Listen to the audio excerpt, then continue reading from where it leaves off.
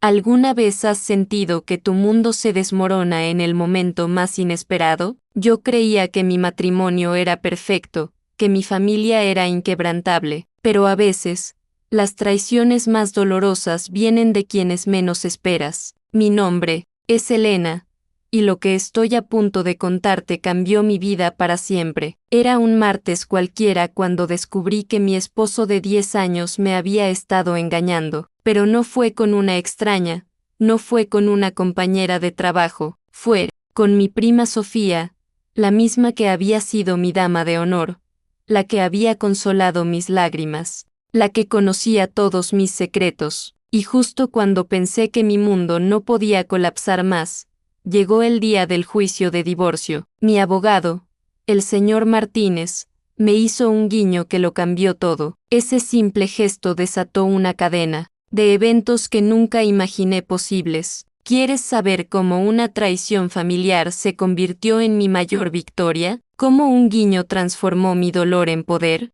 Quédate hasta el final, porque esta historia tiene giros que jamás verás venir. Mi nombre es Elena Rodríguez.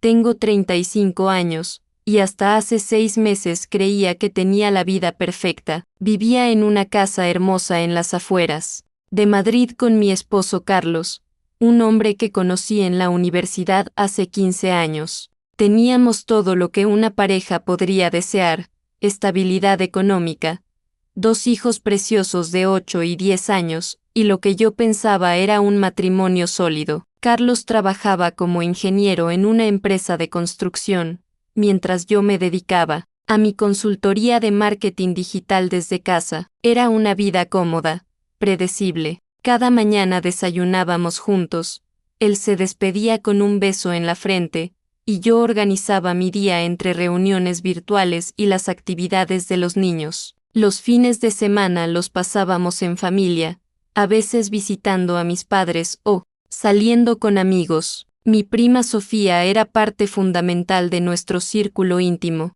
Había sido mi compañera de travesuras desde la infancia, mi confidente en la adolescencia y mi dama de honor cuando me casé con Carlos. Sofía tenía 32 años, trabajaba como diseñadora gráfica, y siempre había sido la soltera divertida del grupo. Venía a casa constantemente, cenaba con nosotros al menos 2 veces por semana, y mis hijos la adoraban como a una segunda madre. Recuerdo que siempre me enorgullecía de tener una familia tan unida. Sofía y Carlos se llevaban muy bien, demasiado bien ahora que lo pienso. Él siempre la defendía cuando otros familiares criticaban su estilo de vida, y ella siempre tenía palabras de elogio para mi esposo. Elena, tienes al hombre perfecto, me decía constantemente. Carlos es tan atento, tan inteligente, tan guapo. Eres muy afortunada. Nunca sospeché nada. ¿Cómo podría haberlo hecho? Cuando confías plenamente en las 2 personas más importantes de tu vida, tu mente simplemente no contempla la posibilidad de una traición. Veía sus conversaciones animadas como una hermosa amistad familiar. Cuando Carlos llegaba tarde del trabajo porque había estado ayudando a Sofía con problemas de su computadora, yo me sentía orgullosa de tener un esposo tan servicial. Los pequeños cambios comenzaron hace aproximadamente un año, pero fueron tan sutiles que no les presté atención. Carlos empezó a pasar más tiempo en su teléfono, siempre con una sonrisa misteriosa. Decía que eran memes del trabajo, y yo le creía. Comenzó a llegar tarde con más frecuencia, siempre con excusas perfectamente razonables: proyecto urgente, reunión inesperada, tráfico terrible. Sofía también cambió, aunque de manera diferente. Se volvió más atenta conmigo, más cariñosa. Me traía regalos sin razón aparente, me decía lo mucho que me quería, me repetía constantemente lo afortunada que era. Ahora entiendo que era culpa, pero en ese momento interpretaba todo como amor familiar genuino. Hubo una noche, hace aproximadamente 8 meses, cuando algo me pareció extraño. Carlos había salido supuestamente a una cena de negocios, y Sofía había cancelado nuestra cita para ir al cine diciendo que se sentía enferma. pero cuando pasé por su apartamento para llevarle sopa, no estaba. Su vecina me dijo que la había visto salir muy arreglada horas antes. Cuando le pregunté al día siguiente, me dijo que había ido a la farmacia y luego había salido a caminar, para sentirse mejor. Otra vez, Carlos mencionó que había estado ayudando a Sofía con la mudanza de unos muebles un sábado, pero cuando comenté el tema con ella el domingo, no sabía de qué le hablaba. Se corrigió rápidamente, diciendo que había sido la semana anterior. Pero yo sabía perfectamente que la semana anterior Carlos había estado conmigo todo el fin de semana. Estos pequeños detalles se acumulaban en mi subconsciente, pero mi mente consciente los descartaba constantemente. No quería ver lo que estaba justo frente a mis ojos. Porque cuando amas profundamente a alguien, cuando confías completamente en tu familia, tu cerebro hace todo lo posible para protegerte del dolor. La rutina continuó normalmente, cenas familiares donde todos reíamos juntos, vacaciones donde Sofía nos acompañaba como la tía soltera favorita, celebraciones donde brindábamos por nuestra familia unida. En las fotos de esa época, todos parecemos genuinamente felices. Yo sonreía sin saber que mi vida entera era una mentira cuidadosamente construida. El último periodo de normalidad fue durante las fiestas navideñas. Sofía pasó Nochebuena en nuestra casa, como siempre, ayudó a decorar el árbol, jugó con los niños, y se quedó hasta tarde ayudándome a limpiar. Carlos y ella intercambiaron regalos, algo que siempre habían hecho. Ella le regaló una corbata elegante, él le regaló un perfume, regalos apropiados entre cuñados.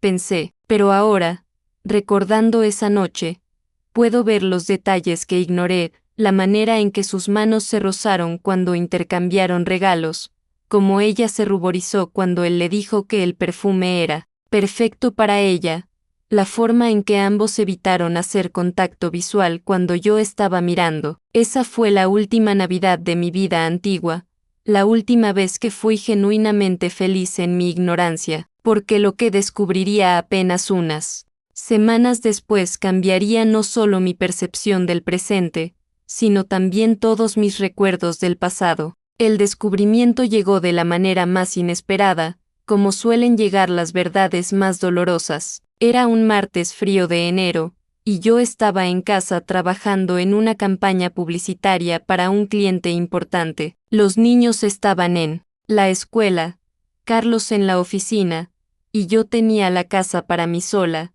algo que siempre disfrutaba. Alrededor de las 2 de la tarde, sonó el timbre. Era un repartidor con un ramo de flores hermosos, rosas rojas y lirios blancos en un arreglo elegante. Mi corazón se aceleró pensando que Carlos había tenido un gesto romántico espontáneo, pero cuando leí la tarjeta, mi mundo comenzó a tambalearse. Para mi amor eterno, hasta la eternidad y más allá, calle C de Carlos. Pero las flores no eran para mí. El repartidor me preguntó si yo era Sofía Mendoza. Le dije que se había equivocado de dirección, que mi prima vivía a unas cuadras, y le di la dirección correcta. Él se disculpó y se fue, pero yo me quedé allí, parada en la entrada de mi casa, sosteniendo esa tarjeta que acababa de desatar mi peor pesadilla. Mi primer instinto fue negarme a creer lo obvio. Tal vez Carlos tenía una colega llamada C. Tal vez había otro Carlos en la empresa enviando flores. Pero mientras más pensaba,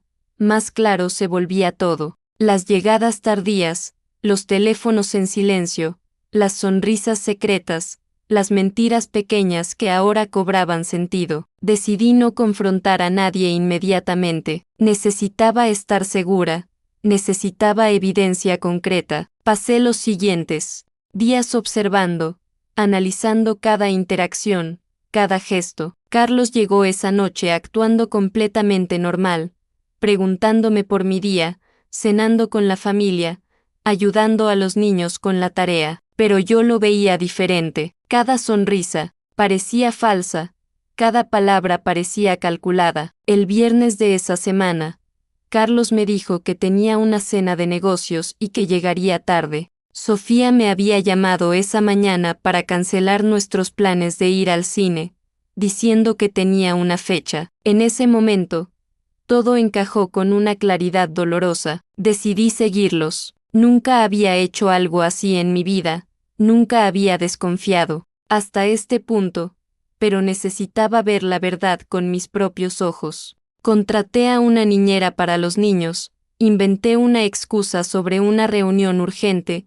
y me dirigí al restaurante italiano que solía frecuentar Carlos para sus cenas de negocios. No estaba allí, pero sabía exactamente dónde buscar. Manejé hasta el apartamento de Sofía, y allí estaba el auto de Carlos, estacionado discretamente en la calle de atrás. Mi corazón latía tan fuerte que pensé que podría desmayarme. Esperé durante 2 horas, sentada en mi auto, observando las ventanas iluminadas del apartamento de mi prima. Cuando finalmente salió, lo sexta todo. Carlos bajó primero, mirando cuidadosamente hacia ambos lados de la calle. Luego bajó Sofía, y antes de que él se fuera, se besaron. No fue un beso de despedida casual, fue un beso de amantes, profundo, apasionado, lleno de una intimidad que me rompió el corazón en 1000 pedazos. Manejé a casa llorando tan fuerte que apenas podía ver la carretera. Llegué antes que Carlos.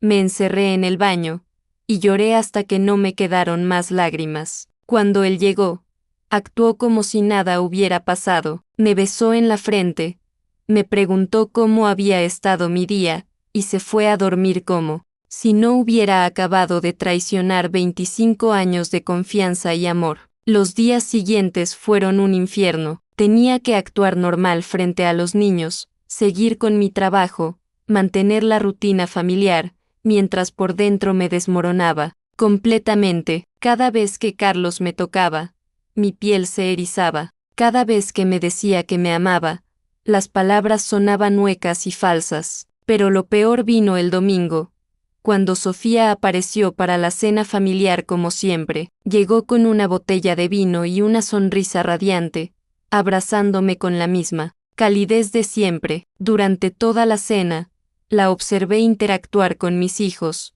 con mi esposo, conmigo. Era una actriz perfecta, jugando el papel de la prima amorosa mientras secretamente destruye a mi familia. Hubo un momento durante la cena cuando Carlos y Sofía intercambiaron una mirada. Fue apenas un segundo, pero yo la vi. Era una mirada de complicidad, de secretos compartidos, de una intimidad que me excluía completamente. En ese momento, la realidad me golpeó con toda su fuerza. No había sido un desliz. No había sido un error momentáneo, era una relación establecida. Probablemente había estado sucediendo durante meses, tal vez años. Esa noche, después de que Sofía se fuera y los niños estuvieran dormidos, tomé una decisión. No podía seguir viviendo en esta mentira. No podía seguir fingiendo que no sabía lo que sabía, pero tampoco podía confrontarlos directamente, no sin tener un plan. No sin proteger a mis hijos, no sin protegerme a mí misma. Al día siguiente, llamé a un abogado. María José Martínez tenía una reputación excelente en casos de divorcio, especialmente cuando había infidelidad involucrada. Cuando le conté mi historia, me explicó que necesitaríamos evidencia sólida, que las sospechas y observaciones no serían suficientes en el tribunal. Contraté a un investigador privado. Fue una de las decisiones más difíciles de mi vida, pero necesitaba documentación fotográfica, evidencia concreta de la aventura. Los siguientes días fueron una pesadilla de vigilancia, fotografías y recopilación de pruebas. Cada imagen que recibía era como una puñalada al corazón, pero también era mi camino hacia la libertad.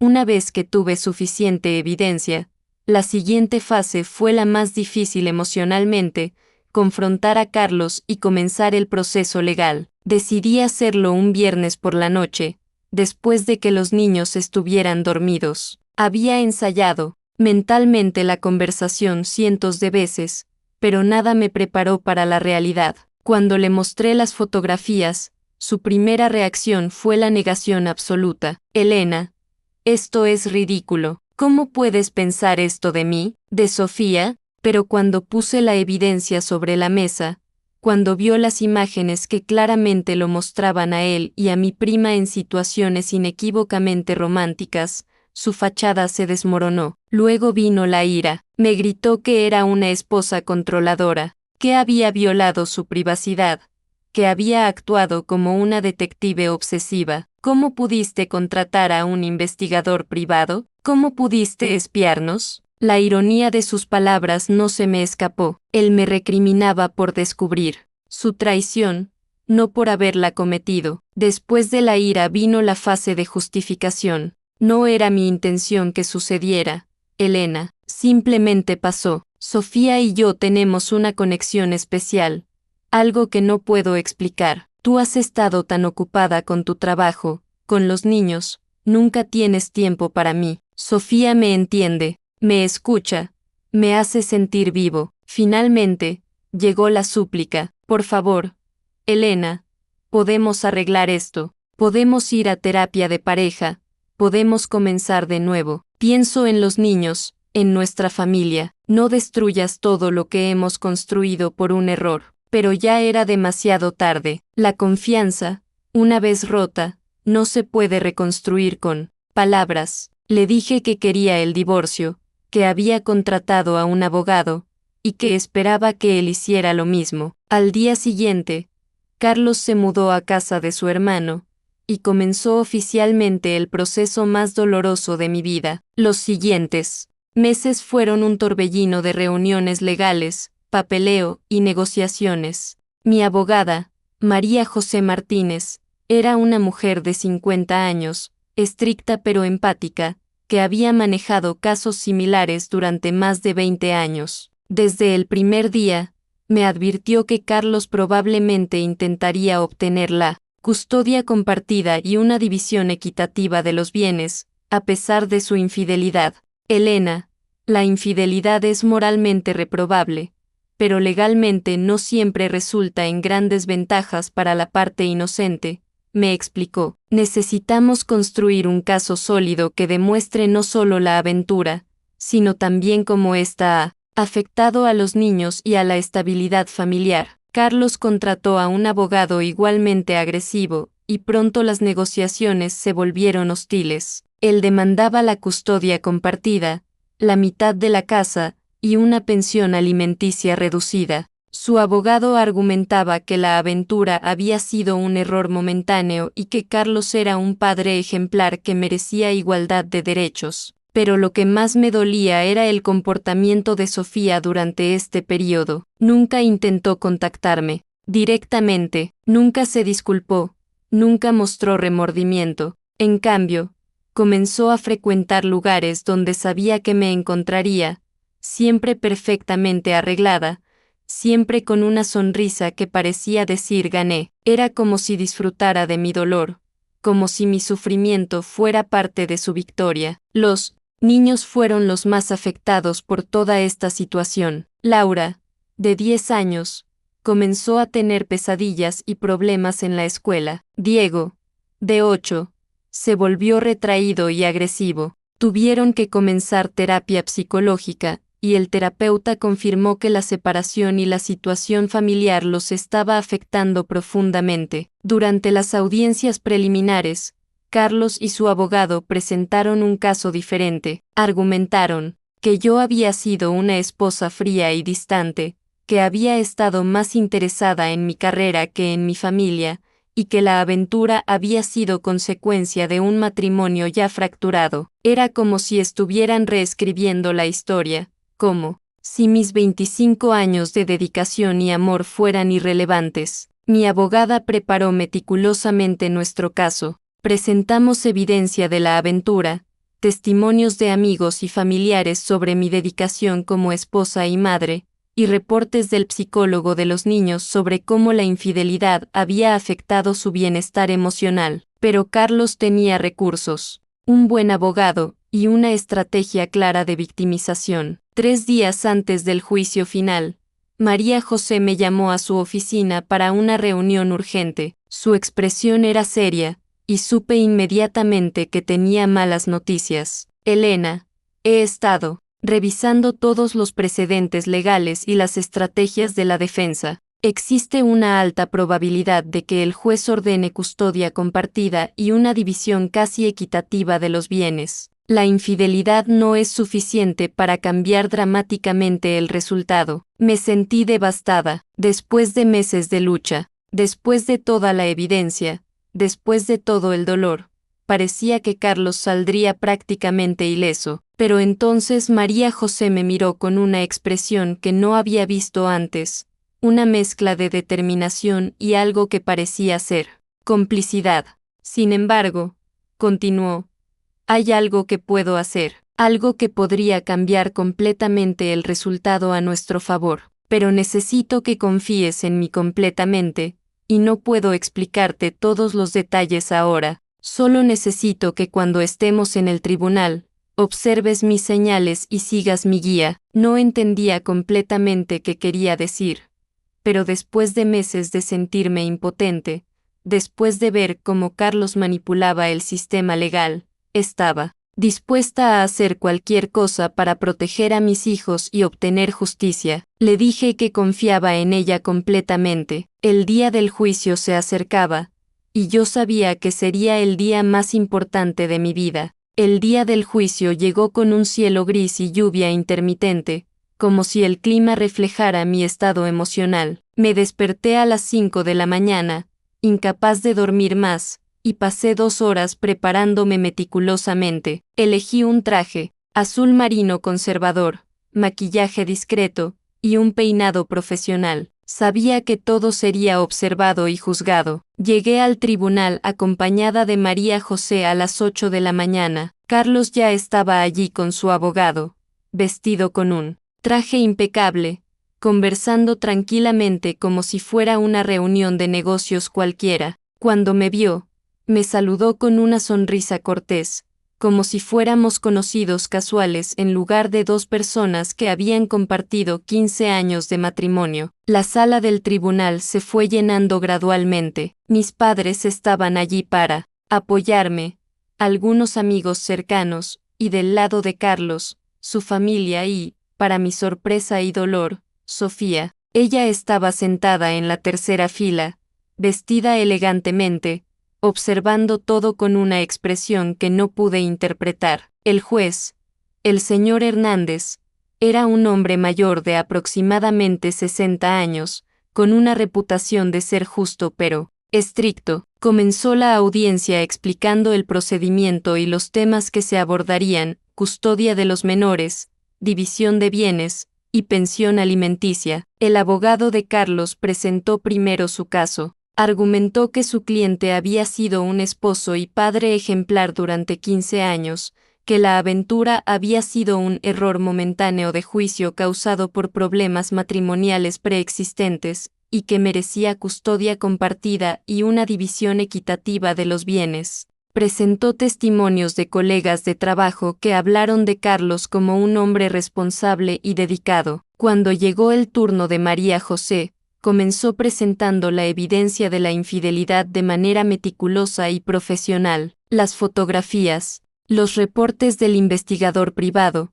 los testimonios de testigos que habían visto a Carlos y Sofía juntos en diversas ocasiones. Pero entonces, algo cambió en su estrategia. Su señoría, dijo María José, me gustaría llamar a un testigo adicional que puede proporcionar información crucial para este caso. El abogado de Carlos se opuso inmediatamente, argumentando que no había sido notificado de este testigo adicional, pero María José había seguido todos los procedimientos legales correctamente, y el juez permitió que el testigo fuera llamado. Para mi sorpresa absoluta, quien entró a la sala fue Sofía. Mi prima se dirigió al estrado con pasos seguros, pero pude notar que sus manos temblaban ligeramente. Cuando prestó juramento, su voz sonó clara pero tensa. María José comenzó su interrogatorio de manera suave. Señorita Mendoza, ¿puede decirnos cuál es su relación con el demandado Carlos Rodríguez?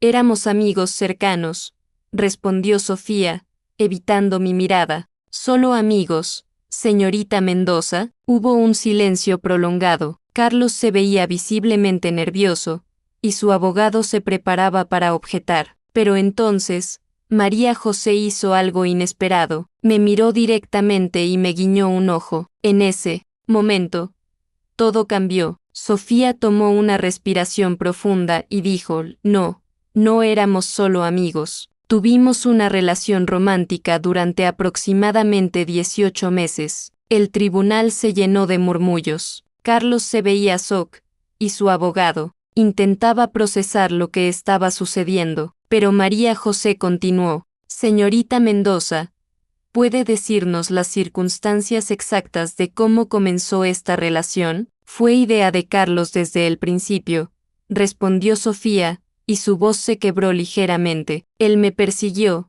me convenció de que su matrimonio estaba terminado, de que Elena no lo entendía, me prometió que se divorciaría y que estaríamos juntos. ¿Y qué pasó después? Después de que Elena nos descubrió y comenzó el proceso de divorcio, Carlos cambió completamente. Me dijo que había sido un error, que nunca había tenido intenciones serias conmigo, que solo había usado la aventura como una forma de salir de su matrimonio. Me dijo que testificaría que yo lo había seducido, que yo había sido la agresora. El tribunal estaba en completo silencio. Carlos se veía devastado, y su abogado intentaba desesperadamente controlar la situación. ¿Por qué decidió testificar hoy, señorita Mendoza? Porque me di cuenta de que Carlos no solo había traicionado a Elena, sino que también me había usado a mí, y no puedo permitir que destruya más vidas con sus mentiras. María José presentó entonces evidencia adicional, grabaciones de audio donde Carlos hablaba despectivamente de mí, mensajes de texto donde le prometía a Sofía que estaríamos divorciados pronto, y evidencia de que había estado planeando la separación mucho antes de que yo descubriera la aventura. El juez pidió un receso de 30 minutos. Durante ese tiempo, María José me explicó que había estado trabajando con Sofía durante semanas, que mi prima había contactado a nuestro bufete después de que Carlos intentara chantajearla para que testificara falsamente en su favor. El guiño era la señal, me explicó. Era para decirte que todo estaba bajo control, que teníamos unas bajo la manga. Cuando la sesión se reanudó, el juez fue claro y directo. Otorgó la custodia principal a mí, con visitas supervisadas para Carlos los fines de semana. Me adjudicó la casa familiar, una pensión alimenticia generosa y la mayoría de los bienes compartidos. Además, ordenó que Carlos cubriera todos los gastos legales y el costo de la terapia psicológica para los niños. Al salir del tribunal, me sentí liberada por primera vez en meses. Sofía se acercó a mí en el estacionamiento. Elena, sé que nunca podrás perdonarme completamente, me dijo, pero espero que algún día puedas entender que yo también fui víctima de Carlos. Él nos manipuló a ambas. La miré durante un largo momento. Parte de mí sentía compasión por ella, pero otra parte sabía que nuestras vidas habían cambiado para siempre. Gracias por decir la verdad, le dije finalmente, pero creo que necesitamos tiempo lejos la una de la otra. Esa noche, por primera vez en meses, dormí profundamente. El guiño que había cambiado todo no solo había sido una señal de victoria legal, sino el comienzo de mi nueva vida. Queridos oyentes, si has llegado hasta aquí, es porque entiendes que la vida a veces nos presenta pruebas que nunca imaginamos enfrentar. Mi historia no es solo sobre infidelidad o traición familiar, es sobre el poder de la verdad, sobre la importancia de no rendirse cuando todo parece perdido. Ese guiño de mi abogada no fue solo un gesto, fue un recordatorio de que siempre hay esperanza, incluso en los momentos más oscuros. Aprendí que a veces, las personas que nos traicionan terminan siendo instrumentos de nuestra propia liberación. Hoy, 2 años después, mi vida ha cambiado completamente. Mis hijos están sanando, mi negocio está floreciendo, y he encontrado una paz que nunca pensé posible. Carlos intentó apelar la decisión del juez, pero sin éxito. Sofía se mudó a otra ciudad, y aunque no tenemos una relación, respeto su decisión de decir la verdad cuando más importaba. Si estás viviendo una situación similar, si sientes que tu mundo se está desmoronando, recuerda mi historia. Recuerda que la verdad siempre encuentra una manera de salir a la luz, y que tu dolor de hoy puede ser el cimiento de tu fortaleza de mañana. No te rindas, no permitas que quienes te traicionan definan tu futuro, y recuerda que a veces, un simple guiño puede cambiar todo. ¿Qué opinas de mi historia? ¿Has vivido algo similar? Déjame tus comentarios, comparte tu experiencia, y no olvides suscribirte para más historias reales que te harán reflexionar sobre la vida, el amor y la justicia. La vida continúa, y a veces, los finales más dolorosos son en realidad los comienzos más hermosos.